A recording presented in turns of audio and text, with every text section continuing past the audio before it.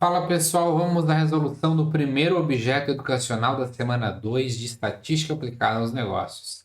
Antes de iniciar a resolução desse exercício, eu quero convidar você para ser nosso apoiador classe A.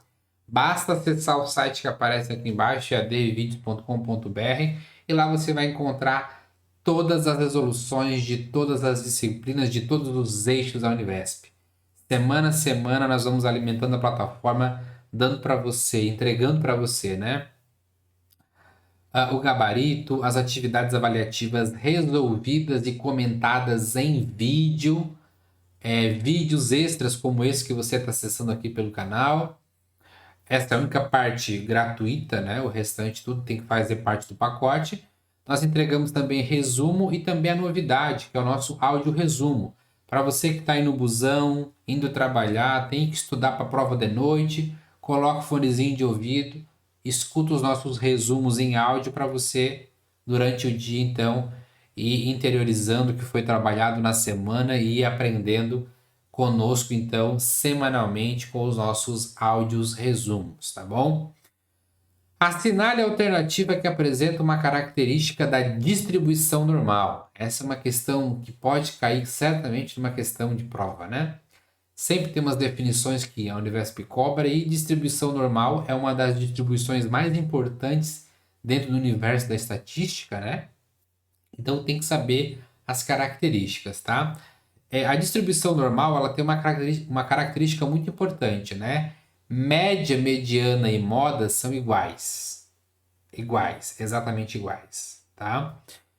Como não tem nenhuma opção que apareça, né? Média, mediana e moda iguais, existe uma que representa todas elas, que é a letra D, que é assimetria igual a zero.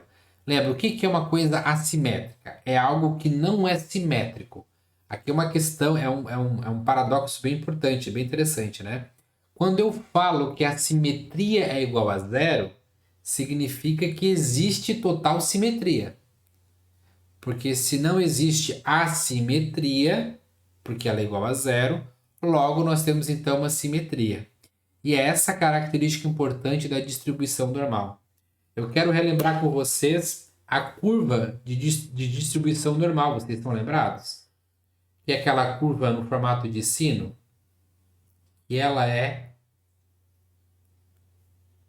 exatamente, né, simétrica à nossa média, que a gente chama também de μ. Então, se eu falo que a simetria é igual a zero, é porque isso daqui é simétrico. Certo? E simetria da curva é uma característica importantíssima da distribuição normal. Existem outras curvas que não têm simetria? Existe. Quando existe, né, por exemplo, o deslocamento desses valores, né? Por exemplo, né, deixa eu fazer uma curva aqui um pouco mais tendenciosa. Assim, por exemplo, né? Onde eu tenho aqui a minha média, eu tenho a minha mediana que está um pouquinho afastada da média, eu tenho a moda também em outro lugar que não está exatamente em cima da média. Então, quando eu tenho essas medidas de posição não iguais, significa que eu tenho uma assimetria. Mas a distribuição normal, todas essas medidas de dispersão são iguais. Média igual a mediana igual a moda, certo? Por isso que forma essa curva de sino perfeitamente simétrica. Então, a alternativa correta aqui é que a simetria é igual a zero, em outras palavras, simétrico. Então, a curva de distribuição normal ela é simétrica em relação à média. Vamos agora responder à segunda questão desse objeto educacional. A variável faturamento de uma empresa segue uma distribuição normal com média igual a 700 e desvio padrão igual a 70. Qual a probabilidade de o faturamento dessa empresa variar entre 490 e 910? Muito bem. Então lembra, sempre eu monto um esboço da minha curva normal com os dados ainda não normalizados. Então, o que significa? Aqui no meio é a minha média, que eu sei que vale 700. Eu sei que o desvio padrão é 70. E eu tenho que, então, verificar qual é a área que compreende deste lado, né? 910 e deste lado 490, certo? Ah, professora, eu nunca sei onde colocar o 490 e o 910. Né? Agora preste atenção aqui para você não errar de maneira alguma. Você está vendo 700 aqui, certo? Para eu colocar algo à direita de 700, tem que ser maior que o 700. Então não tem como eu colocar, por exemplo, 490 aqui. Porque de 700 para a direita, ele aumenta. Então de 700 não vai para 490. Vai para 800, vai para 900, enfim, vai para um valor maior que 700. Então não tem erro, né, gente? Ah, se o exercício colocasse, por exemplo, 780 e 900, aonde que eu colocaria o 780? Eu colocaria 780 aqui e o 900 aqui? Claro que não. O 780, ele é um pouco maior que 700, então estaria aqui o 780. E a área que me interessaria seria essa daqui, certo? Então, não fiquem, né, criando, né, regras ou chutando os valores.